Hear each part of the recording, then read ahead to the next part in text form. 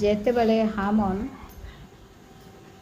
ଯୋଜନା ପାଞ୍ଚିଲା ଗତକାଲିର ଅଧ୍ୟୟନରୁ କ'ଣ ବୋଲି ସେ ଯୋଜନା ପାଞ୍ଚିଲା ଯେ ସମସ୍ତ ଜିହୁଦୀ ଲୋକମାନେ ଯୁବାମାନେ ବୃଦ୍ଧମାନେ ଶିଶୁମାନେ ଆଉ ସ୍ତ୍ରୀମାନେ ସମସ୍ତଙ୍କୁ ସଂହାର କରିବା ବଧ କରିବା ଓ ବିନାଶ କରିବାକୁ ଆଉ ସେମାନଙ୍କର ସମ୍ପତ୍ତି ଲୁଟିବାକୁ ସେ କ'ଣ କଲା ସେ ଅନୁମତି ପ୍ରାପ୍ତ ହେଲା ବା ପ୍ରତ୍ୟେକ ପ୍ରଦେଶକୁ ସେ ଚିଠି ଲେଖିଲା ଯେ ଆଉ ସେ ଗୋଟେ ତାରିଖ ଗୋଟେ ଦିନ ଲେଖାଯାଇଛି ତ୍ରୟୋଦଶ ଦିନରେ ଲେଖାଯାଇଛି ଅର୍ଥାତ୍ 12 ମାସ ଲାଗିଲା ଆଉ ସେହି ଦିନରେ ସେମାନେ ସେ ପ୍ରକାର ଚିଠି ଲେଖୁଅଛନ୍ତି ଯେ ପ୍ରତ୍ୟେକ ଜିହୁଦୀମାନଙ୍କୁ ସେମାନେ କ'ଣ କରିବେ ବିନଷ୍ଟ କରିବେ। ଆଉ ଏହି ସମସ୍ତ ଖବର ମର୍ଦ୍ଦୋଖ୍ୟ ଜାଣି ମର୍ଦ୍ଦୋଖ୍ୟ ଏଷ୍ଟରଙ୍କୁ ଖବର ଦେଲେ। ଆଉ ଯେତେବେଳେ ଏଷ୍ଟରଙ୍କୁ ଖବର ଦେଲେ ଏଷ୍ଟର ଆଉ ସେ କ'ଣ ଏଷ୍ଟର ଜାଣିନଥିଲେ କିନ୍ତୁ ମର୍ଦ୍ଦୋଖ୍ୟ କହିଲେ ମର୍ଦ୍ଦୋଖ୍ୟ କିଏ ଏଷ୍ଟରର କାକା ଯିଏ ତାଙ୍କର ପାଳିତା ପିତା। ଆଉ ଏଷ୍ଟର କ'ଣ କଲେ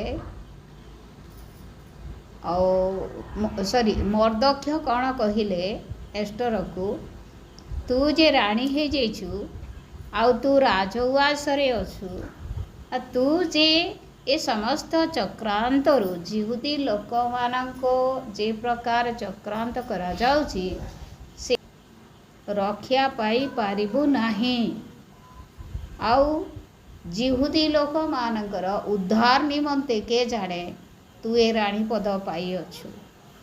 ଏହି ପ୍ରକାର ମର୍ଦ୍ଦୋଖ୍ୟ ସ୍ମରଣ କରାଇଲେ ଏଷ୍ଟରକୁ। ଆଉ ଏଷ୍ଟର ଗୋଟେ ବହୁତ ବଡ଼ ଚିନ୍ତା ବହୁତ ବଡ଼ ଯୋଜନା ବହୁତ ବଡ଼ ପ୍ଲାନ୍ ସେ କଲେ। ସେଇ ପ୍ଲାନ୍ଟି କ'ଣ ସେଇ ପ୍ଲାନ୍ ସେ ସିଧାସଳଖ ଆଉ ରାଜାଙ୍କ ପାଖକୁ ଯାଇ ସେ ଅନ୍ୟ ବିଷୟରେ କହିପାରିଥାନ୍ତେ ଏଇଟା ଏପରି ନ କରାଯାଉ ବୋଲି କିନ୍ତୁ ସେ ଜାଣିଥିଲେ ମୋର ପ୍ରିୟମାନେ ଦେଖନ୍ତୁ ଏଷ୍ଟରର ପିତାମାତା ନଥିଲେ କିନ୍ତୁ ନିଶ୍ଚୟ ମର୍ଦ୍ଦୋଖ୍ୟ ଠାରୁ ସେ ଶିକ୍ଷା କରିଅଛି ଯେ ଉପବାସ ପ୍ରାର୍ଥନା ଅସମ୍ଭବକୁ ସମ୍ଭବ କରେ ବୋଲି। ଉପବାସ ପ୍ରାର୍ଥନା ଅସମ୍ଭବକୁ ସମ୍ଭବ କରେ ବୋଲି। ସେଥିପାଇଁ ଯେତେବେଳେ ବିପଦ ମାଡ଼ି ଆସୁଛି ବୋଲି ଜିହୁଦୀ ଲୋକମାନଙ୍କ ପ୍ରତି ଏଷ୍ଟର ଜାଣିଲେ ସେତେବେଳେ ଅନ୍ୟ କୌଣସି ଉପାୟ ନ କରି ସେ କ'ଣ କଲେ ସେ ଉପବାସ ନିଜେ ରହିଲେ ଆଉ ଉପବାସ ଘୋଷଣା କରିବା ନିମନ୍ତେ ମର୍ଦ୍ଦୋଖ୍ୟକୁ ଅନୁରୋଧ କଲେ ଯେ ତୁମେ କ'ଣ କର ଶୂସନ ରାଜଧାନୀକୁ ଯାଅ ଆଉ ପ୍ରତ୍ୟେକ ଜିହୁଦୀ ଲୋକମାନଙ୍କୁ କୁହ ମୋର ପ୍ରିୟମାନେ ଯେଉଁମାନେ ପ୍ରଭୁଙ୍କୁ ଜାଣିନାହାନ୍ତି ସେମାନଙ୍କ ବିଷୟରେ କୁହାଯାଉ ନାହିଁ। ଯେଉଁମାନେ ପ୍ରଭୁଙ୍କୁ ଜାଣିଛନ୍ତି ବା ତାଙ୍କର ସ୍ୱଜାତି ସ୍ୱବଂଶର ଲୋକକୁ ସେ କହୁଅଛନ୍ତି ଏ ସମସ୍ତଙ୍କୁ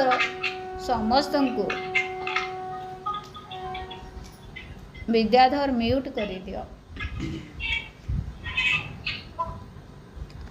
ଯେ ସେ କହୁଛନ୍ତି ଯେ ସମସ୍ତ ଜିହୁଦୀ ଲୋକମାନେ କ'ଣ କରିବେ ଏଇ କରିବେ 3 ଦିନ ଧରି ଉପବାସ କରିବେ କୌଣସି ଖାଦ୍ୟ ଖାଇବେ ନାହିଁ କି କୌଣସି ଜଳ ମଧ୍ୟ ପିଇବେ ନାହିଁ ବା ପାନ କରିବେ ନାହିଁ। ଆଉ ଏଇଟା ହେଉଛି ଏଷ୍ଟରର ଅନୁରୋଧ ଯାହାକି ମର୍ଦ୍ଦୋଖ୍ୟ ମାଧ୍ୟମରେ ସେ ଜିହୁଦୀ ଲୋକମାନଙ୍କୁ ପହଞ୍ଚାଇବା ନିମନ୍ତେ କହୁଅଛି। ମୋର ପ୍ରିୟମାନେ ଆମେ ପ୍ରତିକୂଳ ପରିସ୍ଥିତିରେ କ'ଣ କରିଥାଉ ଯେତେବେଳେ ଆମମାନଙ୍କ ପ୍ରତି ଆମମାନଙ୍କ ପରିବାର ପ୍ରତି ଆମମାନଙ୍କ ମଣ୍ଡଳୀ ପ୍ରତି ଆମମାନଙ୍କ ସମାଜ ପ୍ରତି ଯେତେବେଳେ ବିପଦ ମାଡ଼ି ଆସୁଛି ବୋଲି ଆମେ ଜାଣୁ ସେହି ସମୟରେ ଆମେ କ'ଣ କରିଥାଉ ଦେଖନ୍ତୁ ମର୍ଦ୍ଦକ୍ଷ ଗୋଟେ ଏ ପ୍ରକାର ଗୋଟେ ବ୍ୟକ୍ତି ଯେ ଏଷ୍ଟରକୁ ବିପଦ ସମୟରେ ବା ଅସମ୍ଭବକୁ ସମ୍ଭବ କରିପାରନ୍ତି ପ୍ରଭୁ ବୋଲି ଆଉ ସେ ଶିକ୍ଷା ଦେଇଥିଲେ। ଉପବାସ ପ୍ରାର୍ଥନା ବିରାଟ କାର୍ଯ୍ୟକୁ ସମ୍ପନ୍ନ କରିପାରେ ବୋଲି। ତେଣୁ ଏଷ୍ଟର ତାହା ଜାଣିଥିଲା ଆଉ ଏହି ବିପଦ ଆପଣା ଜାତିର ବିପଦ ସମୟରେ ସେ ଉପବାସ ଘୋଷଣା କରାଇଲା। ପ୍ରେଜ୍ ଦ ଲର୍ଡ, ହାଲେଲୁୟା। ଏଇଟା ଗୋଟେ ସାଧାରଣ ବିଷୟ ନୁହେଁ ମୋର ପ୍ରିୟମାନେ। ଆମେ ଯେତେବେଳେ ବିପଦ ଆସେ ଅନ୍ୟମାନଙ୍କର ଆଶ୍ରୟ ନେଇଥାଉ, ଅନ୍ୟମାନଙ୍କର ଉପଦେଶ ନେଇଥାଉ, କ'ଣ କରିବି ବୋଲି ଆମେ ବିଚଳିତ ହେଇଥାଉ। କିନ୍ତୁ ଏଷ୍ଟର ଆଉ ଯଦିଓ ସେ ରାଣୀ ଥିଲେ କିନ୍ତୁ କାହାର ଆଶ୍ରୟ ନେଲେ ନାହିଁ। ଆଉ ସେ କ'ଣ କଲେ? କଲେ ତାଙ୍କର ସହଦାସୀମାନଙ୍କୁ ଉପବାସ କରିବା ନିମନ୍ତେ କହିଲେ। ପୁଣି ଜିହୁଦୀ ଲୋକମାନେ ଉପବାସ କରିବା ନିମନ୍ତେ କହୁଛନ୍ତି। ପ୍ରେଜ୍ ଦ ଲର୍ଡ, ହାଲେଲୁୟା। କୋଉ ବିଷୟ ନିମନ୍ତେ?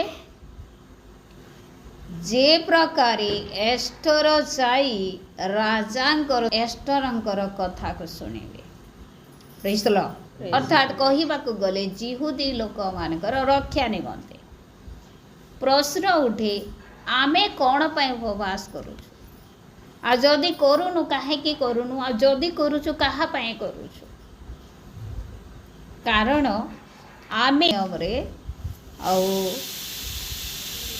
ଉପବାସ ପ୍ରାର୍ଥନା କି ପ୍ରକାର କରିବା କଥା ଆଉ କେଉଁ ଉଦ୍ଦେଶ୍ୟରେ କରିବାର କଥା ଆମେ ସମସ୍ତେ ତାହା ଜାଣିଅଛୁ।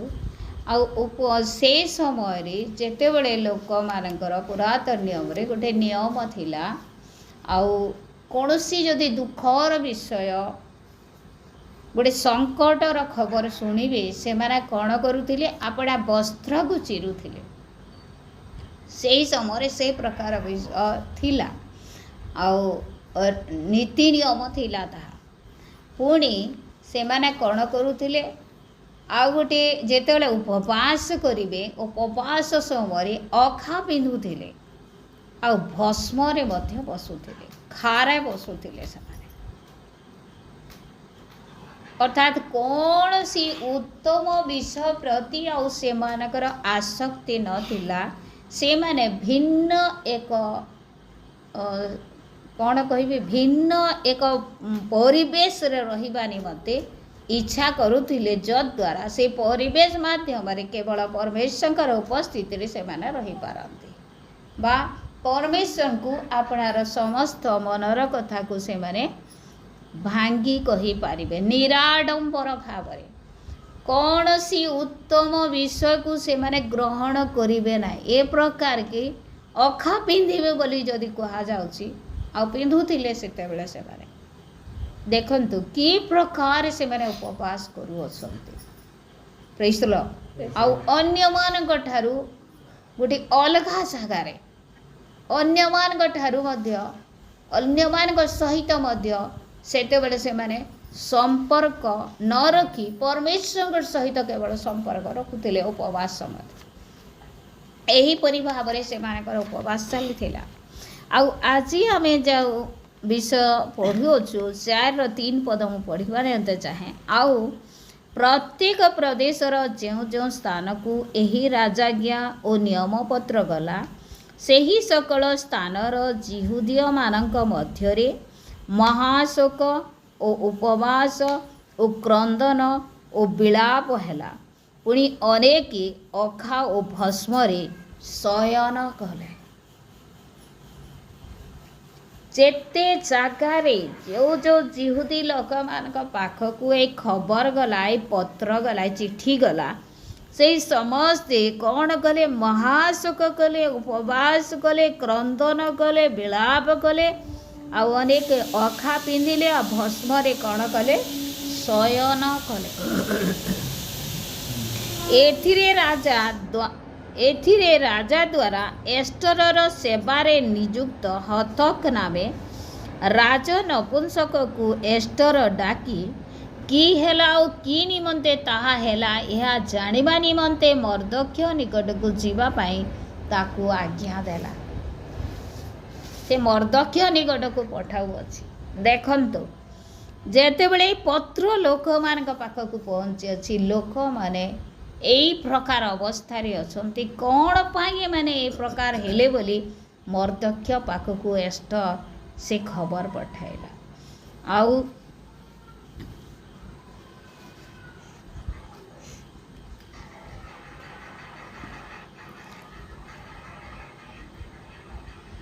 15 पद मु पढ़ुची। एथिरे एस्टर मर्दक्ष को यही प्रत्युत्तर देवाकू सेमान को कहिला, तुम्भे जाई सुसन रे उपस्थित समस्त जिहुदीय लोकं को एकत्र करी मो लगी उपवास कर। पुणी 3 दिन जाई दिन रे किबा रात्र रे किछि आहार कर नाई ओ किछि पान कर नाई मध्य मु मोहर दासीगण तद्रूप उपवास करिबो। तहु व्यवस्था नु जाई नहिले हैं मु राजांक निकट को जीवी तहिरे मु विनष्ट हेले विनष्ट हेले।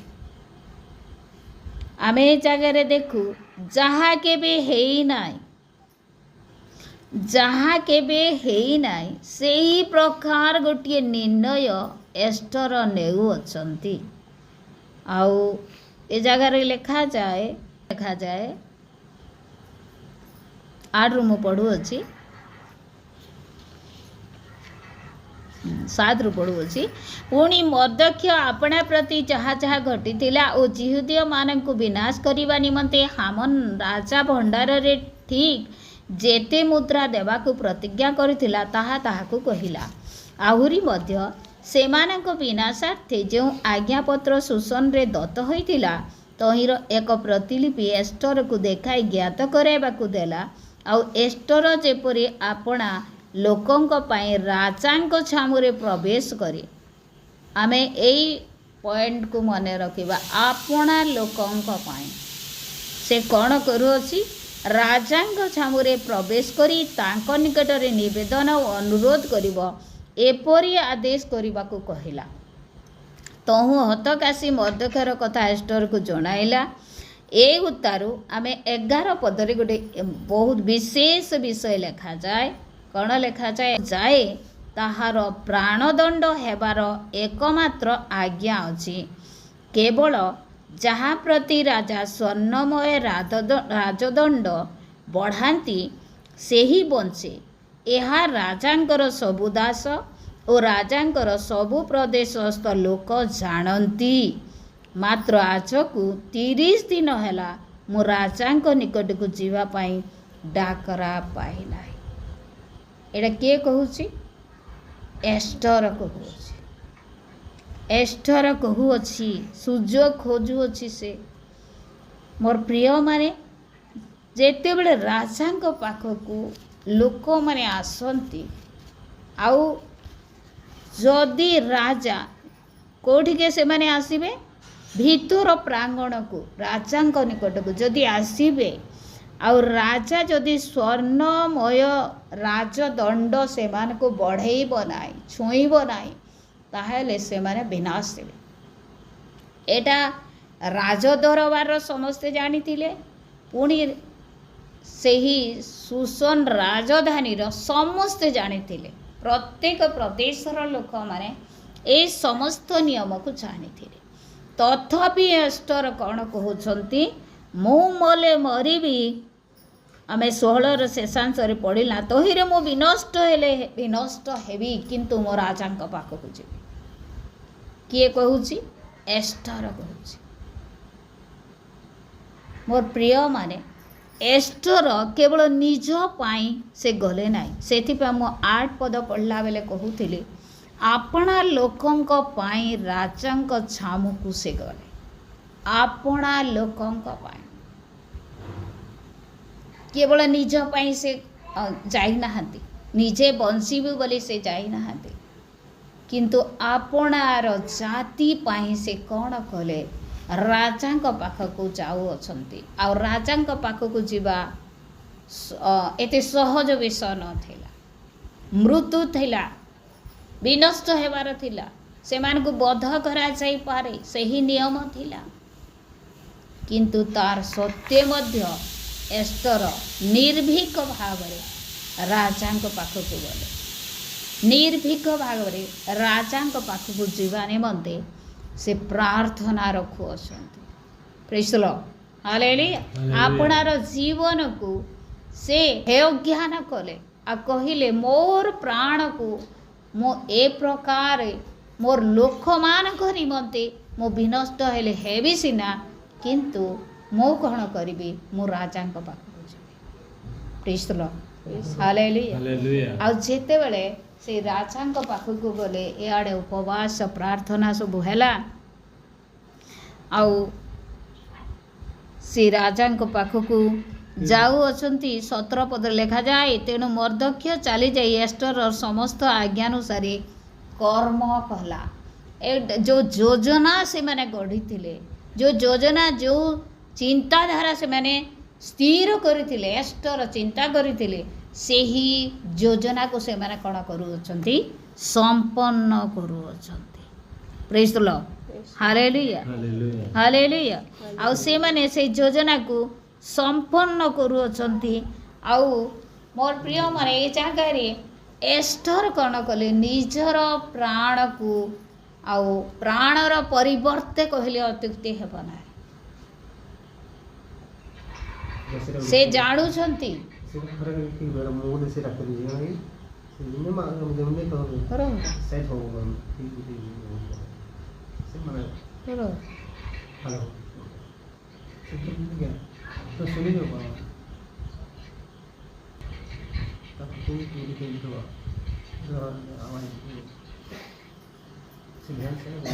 ରାନି କଥା ଲାଗ କାଣା ଗୋଟେ କହୁଛୁ ନା ଭୁଲି ରହିଯାଉଛି।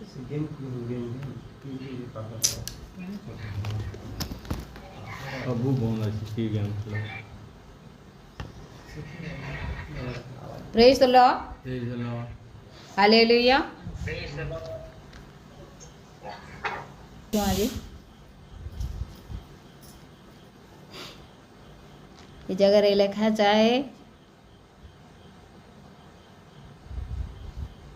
ଏଷ୍ଟର ରାଣୀ ପଦରେ ଥିଲେ। ଆଉ ଯେତେବେଳେ ଜଣେ ଏହି ପଦରେ ଥାଏ ବା ଗୋଟେ ଉଚ୍ଚ ପଦରେ ଥାଏ, ସେ ଏସ୍ ଆରାମ ଜିନ୍ଦଗୀ ଜିଇବା ନିମନ୍ତେ ଇଚ୍ଛା କରେ।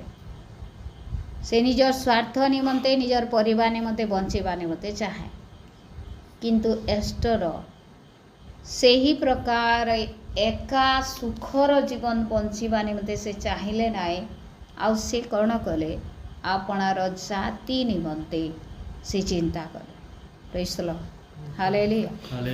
ଆମେ ଯେତେ ଉନ୍ନତ ପ୍ରାପ୍ତ ହେଲେ ମଧ୍ୟ ଆମେ ଆମ ଲୋକମାନଙ୍କ ପାଇଁ ସର୍ବଦା ସେମାନଙ୍କର ସୁରକ୍ଷା ପାଇଁ ଆମେ ଚିନ୍ତା କରିବା ଉଚିତ। ଆଉ ଏ ଜାଗାରେ ଏଷ୍ଟର ରାଜାଙ୍କ ପାଖକୁ ଯିବା ନିମନ୍ତେ ଚିନ୍ତା କଲେ, ଉପବାସ ପ୍ରାର୍ଥନା କଲେ। ମୋର ପ୍ରିୟମାନେ, ଆଜି ଯେତେବେଳେ ଲୋକମାନେ ବିନଷ୍ଟ ହୋଇ ଯାଉଅଛନ୍ତି, ଆଉ ହାମନ୍ୟାୟ ଲୋକମାନେ, ହାମନ୍ୟାୟ କୁଚିନ୍ତକମାନେ, ଯେଉଁ ଦଳ ଲୋକମାନେ ଅଛନ୍ତି, ପ୍ରଭୁଙ୍କ ଲୋକମାନଙ୍କୁ ମାଡ଼ି ଗୋଡ଼ାଉଅଛନ୍ତି।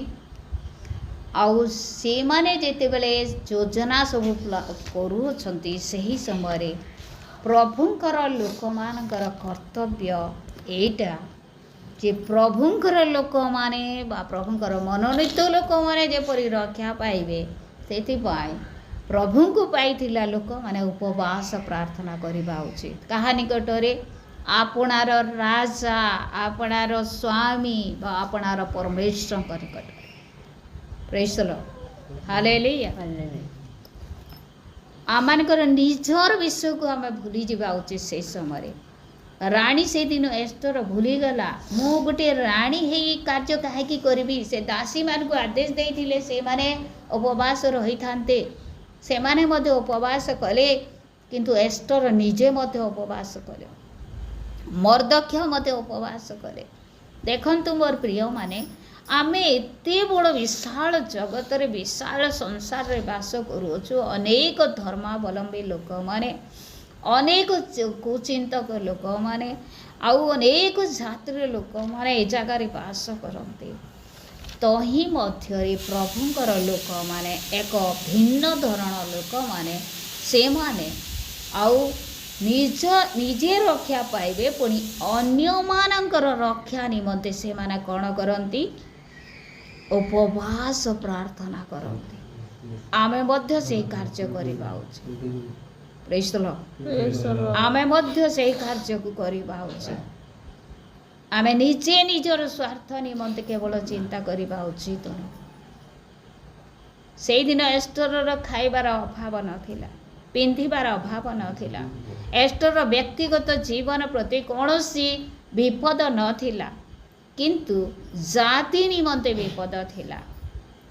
ଆଉ ସେ ଜିହୁଦୀ ଲୋକମାନେ କି ପ୍ରକାର ବି ନଷ୍ଟ ନ ହେବେ ଏଥିପାଇଁ ଏଷ୍ଟର ପ୍ଲାନ୍ କଲେ।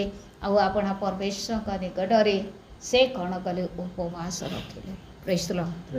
Hallelujah, hallelujah. ଆଉ ଉପବାସ ରଖି ରାଜାଙ୍କ ନିକଟକୁ ସେ ଯିବା ନିମନ୍ତେ ସ୍ଥିର କରିଅଛନ୍ତି। ଆଉ ଆଗାମୀ ଦିନମାନଙ୍କର ଅଧ୍ୟୟନରେ ସେ କ'ଣ କଲେ? ସଫଳତାକୁ ପାଇଅଛନ୍ତି। ପ୍ରେଜ୍ ଦ ଲର୍ଡ। ହାଲେଲୁୟା। ଆଜି ଏ ବାକ୍ୟ ଆମକୁ ଶିକ୍ଷା ଦିଏ ମୋର ପ୍ରିୟମାନେ, ଆମେ ପ୍ରତିକୂଳ ପରିସ୍ଥିତିରେ କ'ଣ କରିଥାଉ?